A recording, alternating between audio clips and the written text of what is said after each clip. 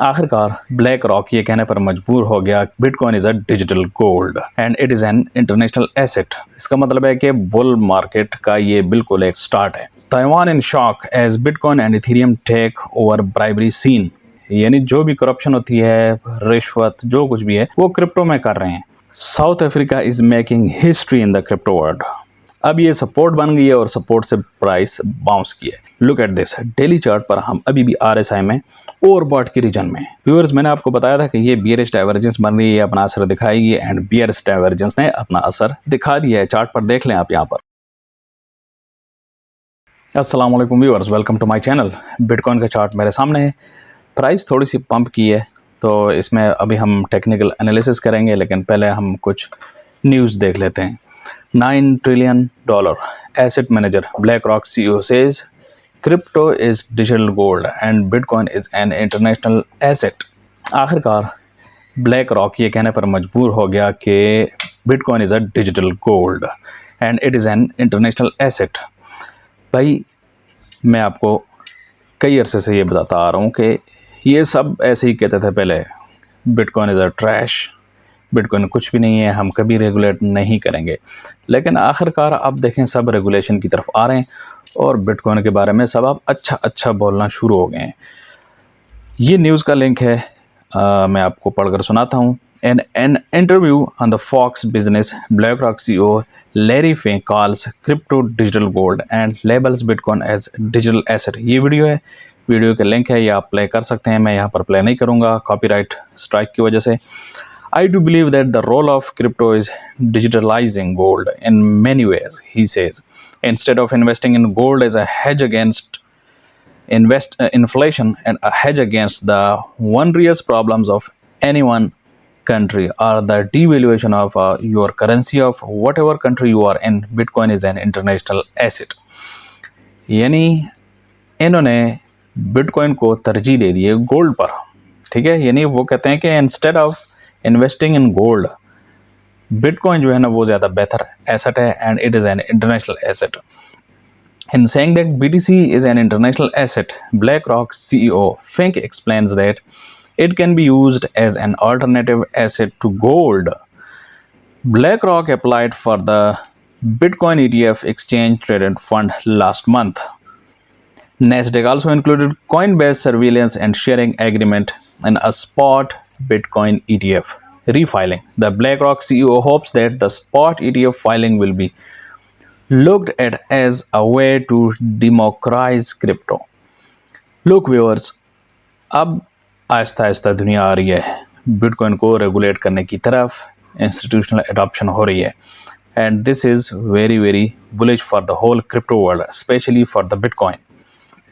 Zoom out and you can see the bear market is behind us and Bitcoin is trending upwards। ये एक chart है, मैं आपको अभी दिखाता हूँ। The chart gives you a fully picture of Bitcoin. Clear trend, both bear and bull. This is merely the beginning of the bull market. We have many months before all-time high. However, the copy shows the clear uptrend. This cannot be ignored। बड़ा ही एक ज़बरदस्त and bullish chart है, आप देखें। मैं अभी इसको full screen पे किया है मैंने, तो ये देखें, ये जो ग्रीन एरिया आपको नज़र आ रहा है ना, ये सारा बुल मार्केट है, ठीक है ना। जब बुल मार्केट शुरू होती है ना, और जो रेड एरिया है, ये ग्रीन एरिया के बाद ये सारा बियर मार्केट है। अब यहाँ पर अगर हम देखें तो हम बियर मार्केट से बिल्कुल अब निकल आए हैं और यहाँ पर फिर ग्रीन एरिया स्टार्ट होने वाला है, ठीक है। इसका मतलब है कि बुल मार्केट का ये बिल्कुल एक स्टार्ट है। जो लोग समझ रहे हैं ना, ये बिटकॉइन की प्राइस अभी जो आई है 16,000 पे गई थी डाउन, 16,000 से वापस अभी ये 30,000 पे गई है, तो लोग समझ रहे हैं कि बस ये डिप था, अब वापस जाएगी। अभी भी लोग कह रहे हैं कि 10,000 पे जाएगी, 12,000 पे जाएगी। आई don't think so viewers, I don't think so. May be possibility है, मैं ये नहीं कह रहा कि नहीं हो सकता, लेकिन सेंटिमेंट्स अभी तक आप देखें ज़रा सूरत हाल को, ना कोई ऐसी कोई मार्केट में कोई न्यूज़ है कि जो बिल्कुल क्रिप्टो करेंसी को नेगेटिवली अफेक्ट करे, ना मुझे कोई टेक्निकल इंडिकेटर नज़र आता है कि जो लॉन्ग टर्म में बिटकॉइन की प्राइस को अब नीचे ले जाए। So I don't think so this is the beginning of the bull market. हाँ, शॉर्ट टाइम में अप डाउन हो सकते हैं, जो कि अभी हो रहे हैं, वो शॉर्ट टाइम में। ये लॉन्ग टर्म चार्ट है भाई, this is not a short term. Taiwan in shock as Bitcoin and Ethereum take over bribery scene. Taiwan में बिटकॉइन को ब्राइबरी के लिए बहुत ज़्यादा इस्तेमाल होने लगा है और इसके बारे में जो ताइवान की हुकूमत है वो बड़ी शॉक है और अब वो इसके ख़िलाफ़ एक्शन लेगी। ठीक है। The bitcoin and Ethereum have become the new tools of bribery in Taiwan. The Justice Ministry reveals that corrupt officials are now accepting bribes in Bitcoin, Ethereum and other crypto। यानी जो भी corruption होती है, रिश्वत, जो कुछ भी है वो क्रिप्टो में कर रहे हैं। बिटकॉइन एंड इथेरियम बहुत ज़्यादा यूज़ हो रहा है। Election bribery schemes in Taiwan are going crypto. With the 2024 general elections approaching, officials fear that Bitcoin and Ethereum will be used as a powerful election bribery tools. So this is a big concern for them, for the Taiwan। तो उनको अब कुछ ना कुछ इसके खिलाफ action तो लेना पड़ेगा। एंड व्यूअर्स, एक्शन आप कब लेते हैं? एक्शन आप तब ले सकते हैं, कानूनी कार्रवाई तब आप कर सकते हैं जब आप किसी एसेट के लिए कानून बनाते हैं। ठीक है। तो ताइवान में तो ऑलरेडी काम चल रहा है, तो वहाँ पर इसके खिलाफ एक्शन अब हो सकता है क्योंकि वहाँ पर कानून साजी हो रही है। इसके लिए एक लीगल फ्रेमवर्क तैयार किया जा रहा है ताइवान में।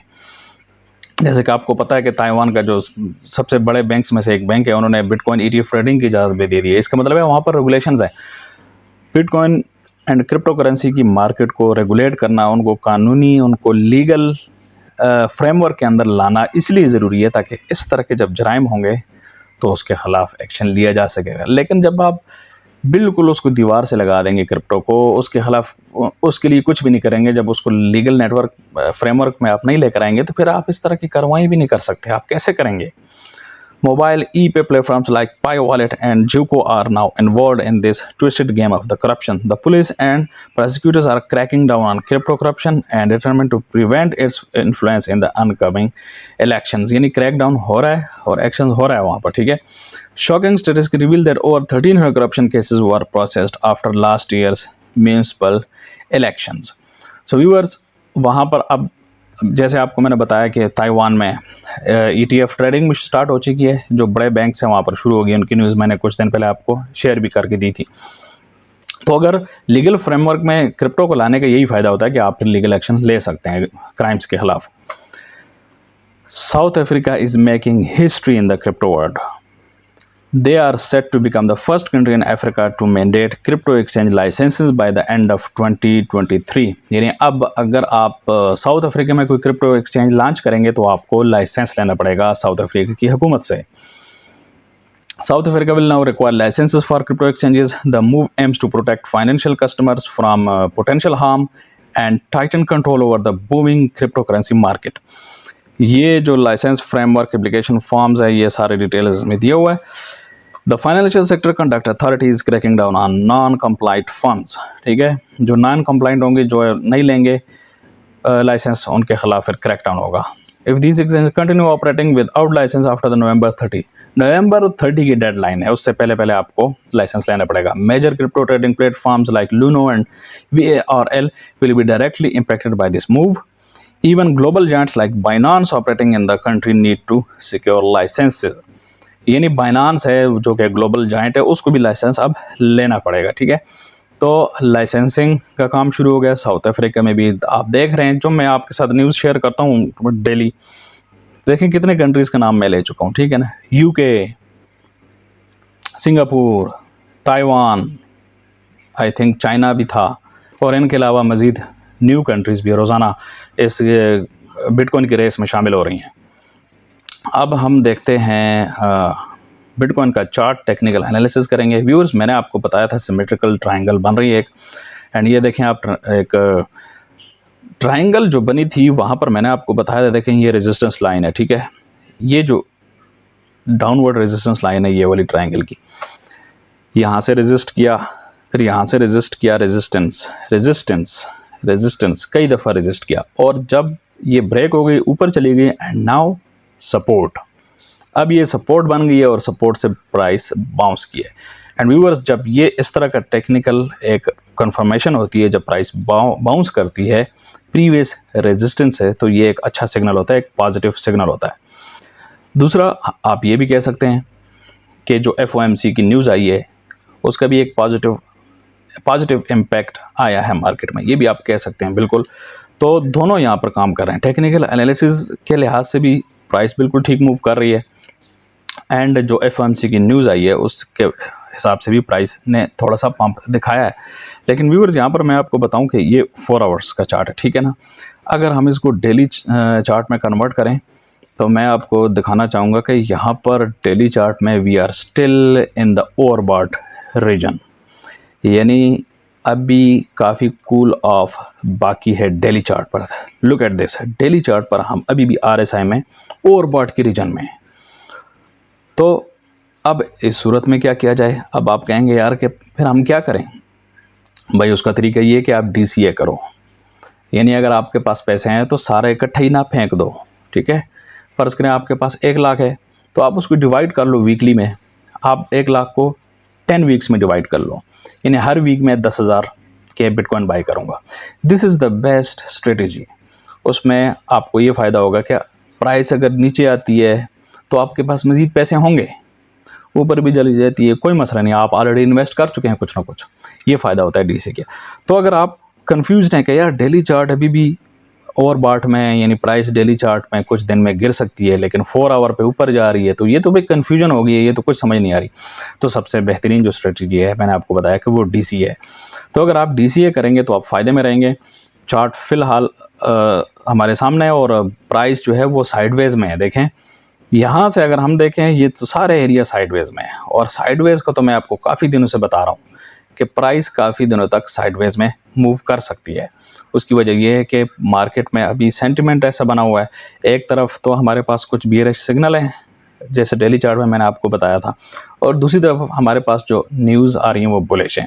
तो न्यूज़ बुलिश हैं और कुछ इंडिकेटर्स जो हैं शॉर्ट टर्म के लिए वो बियरिश हैं, तो उस वजह से प्राइस साइडवेज मूव कर रही है। और अगर हम इथीरियम को देखें तो इथीरियम की प्राइस, अभी मैंने चार्ट ओपन किया आपको दिखाया, मैंने कहा था कि इथीरियम की प्राइस भी साइडवेज मूव के चांसेस बहुत ज़्यादा हैं।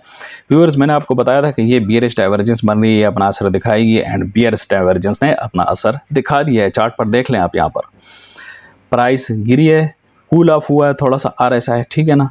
और अभी भी हम अगर देखें तो अभी हम ना ओवरबॉट रीजन में ना ओवरसोल्ड रीजन में, दरमियान में अभी RSI में हम फंसे हुए हैं। लेकिन ये जो लाइन है 50 मूविंग एवरेज, ठीक है, तो इसने सपोर्ट दी है और हल्का सा प्राइस पंप किया है। तो व्यूअर्स, अभी तक मार्केट में कोई बहुत ज़्यादा मूवमेंट नहीं हुई, साइडवेज के चांसेस अभी तक मार्केट में जो मौजूद हैं। हो सकता है हम साइडवेज में मज़ीद कुछ दिन तक इसी तरह प्राइस मूव करती रहे। ये थी आज की वीडियो, मिलते हैं नेक्स्ट वीडियो में।